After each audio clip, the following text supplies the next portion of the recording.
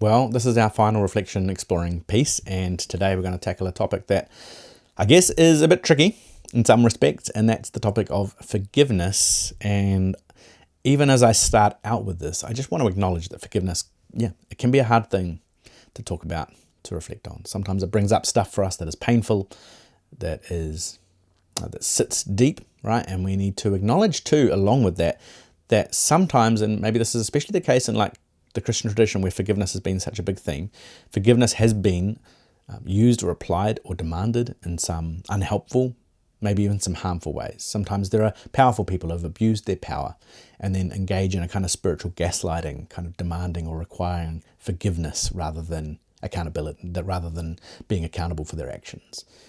And so kind of need to acknowledge that at the beginning. Forgiveness must never be used to pile up more shame and blame and guilt on those who have already suffered or who are vulnerable, right? We need to engage the topic of forgiveness with wisdom. So we're not going to use it as a pile on those who have suffered today, but that does leave us with some questions. Okay, what are we going to do with forgiveness then? What are we talking about here? And perhaps as a way of talking about that is just to say, what is forgiveness? And I guess that's actually a difficult question to answer. There are lots of different biblical scholars, theologians, psychologists who have a range of answers to the question of what is forgiveness and even what is forgiveness in the Bible. And so I think it's most helpful to think about the fact that there are many forgivenesses present in the story of Jesus and in the New Testament tradition, in the whole biblical story. There are many types of forgiveness and they are not all the same. And so rather than saying what is forgiveness, maybe it's more helpful to say what are the different types of forgiveness that we are encouraged to engage in our lives. And so that's what I want to talk through briefly in the next couple of moments. So I want to talk through 4 things to think about when we think about forgiveness. And it does seem, firstly, that one of the core aspects of some kind of forgiveness within the story of Jesus and the New Testament tradition in particular is that forgiveness has to do with the letting go of the desire to cause harm, retaliation, or revenge against the other person.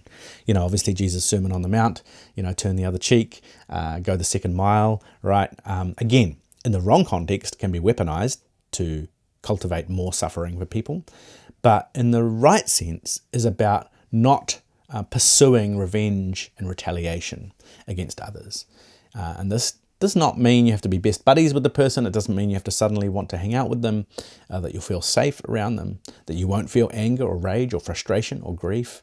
But that forgiveness is the process, and I think that's an important word here. It's the process of not wanting to turn that anger, that frustration, that grief into revenge and retaliation. And that process often will take some time. We can't force it too quickly. We do see Jesus, though, engage in this kind of forgiveness. Even when he is on the cross, he suffered violence at the hands of others, and yet he looks out and says, Father, forgive them, for they don't know what they're doing, right?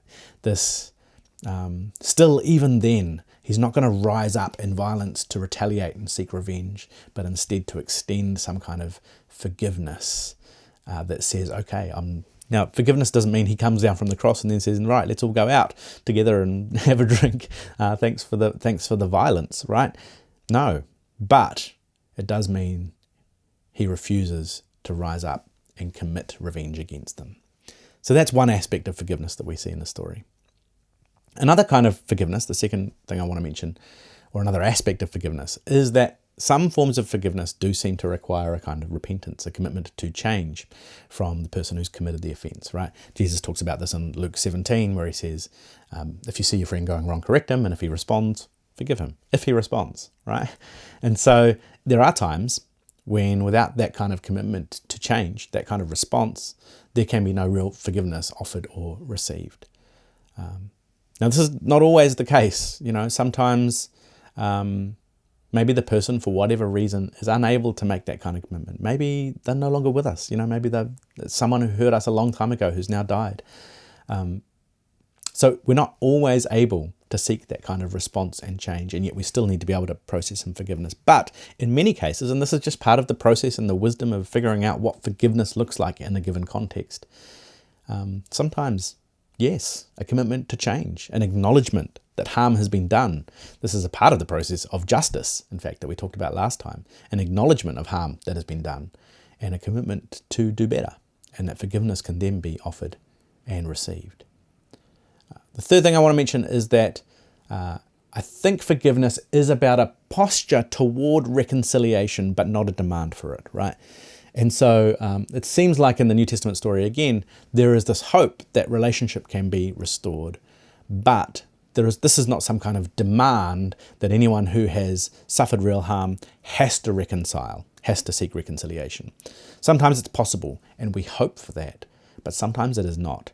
And even if the person changes and responds and so on, sometimes the trauma and harm that has occurred may mean that reconciliation is never going to be possible. And that's just part of the complexity of what it is to be human, and that safety and care and love must also play their role here. So I like to think about it as a kind of posture, if you like, a hope that where possible, we might desire reconciliation, but that we do that with care and never with demand. We don't demand reconciliation because there are some relationships that absolutely should not reconcile because they're not safe or because there's too much harm that has been done. The fourth thing that I want to mention, it's kind of connected here, is that power dynamics matter in this exploration of forgiveness too. Even when when Peter says, how many times should we forgive? And Jesus says, 77 times. He then immediately goes on to tell a parable about a powerful master whose servant owes him a huge amount of money. And the servant begs for his debts to be forgiven instead of being thrown in prison. In the end, the master offers him forgiveness, says, I'm not going to require your debts to be repaid to me. But then the servant goes out, having got his freedom, and starts demanding from all of those who owe him money that they pay up or he'll have them thrown in prison. And he ends up being in a bit of trouble. This is the context of the story of we must continue to forgive. It's actually about the releasing of debt and obligation from the powerful toward the vulnerable. So don't use your wealth, your riches, your power to pile suffering on those who have little. Forgive them their debts instead of punishing them. Right, this is not the story. The 77 times context is not the story of someone being abused and then being commanded to forgive their abuser 77 times and then reconcile and stuff. Right, context matters here. Power dynamics matter. They mattered for Jesus, and they're a part of the work, again, of justice. So these are the four things I want to offer you today. Forgiveness has to do with the letting go of a desire for harm, violence, retaliation, or revenge against the other. Forgiveness is and may require some repentance, some acknowledgement of wrongdoing and commitment to change. Forgiveness can lead toward reconciliation, and that is often our hope, but it's not always possible or healthy. And the last thing is that power dynamics matter. So ultimately, what are we talking about here? I wonder whether we're talking about what we kind of circle around. There's a beautiful poem by the German poet Rilke, and a part of it says, I live my life in widening circles that reach out across the world. I may not complete this last one, but I give myself to it. I circle around God, around the primordial tower. I've been circling for thousands of years, and on it goes a couple more lines. But I love that notion of what are we circling around? And I think in this conversation around forgiveness, it's asking us, are we circling around our desire for harm and revenge, or even just are we continuing to circle around the one who did us harm? And if so, we become trapped by that. We become enslaved by the harm that has been done to us, if you like, as a metaphor here. And so forgiveness is saying, no, I'm not going to circle around that anymore, or I'm going to seek a process by which I can circle around some stuff that's much better for me, much healthier, much more loving, gracious, peaceful, and harmonious, right? It doesn't mean those things didn't happen. It doesn't mean that there isn't pain and trauma and difficult things to work through, but I'm not going to circle around it anymore. I'm not going to monstrosize that person at the center of my life. I'm going to let that go. Karen O'Donnell, a trauma-informed theologian who does wonderful work, says that to forgive is to lift your gaze toward the future. And I love that invitation. So perhaps as a practice, you might want to even just take a moment and reflect on what it is you're circling around. Are there things in your life that have caused you harm, but that you continue to circle around, that you don't want to circle around anymore? And to ask yourself the question, what would it look like to let that go? What would it feel like to let that go? Maybe some of us, part of that letting go is learning to forgive ourselves too. And I often think that sometimes our acceptance of divine forgiveness, of God forgiving us, is that God is able to step in when we find it so hard to forgive ourselves and offer us forgiveness anyway. And I think that's a beautiful kind of idea. So that's all for today, and that's our reflection series on peace.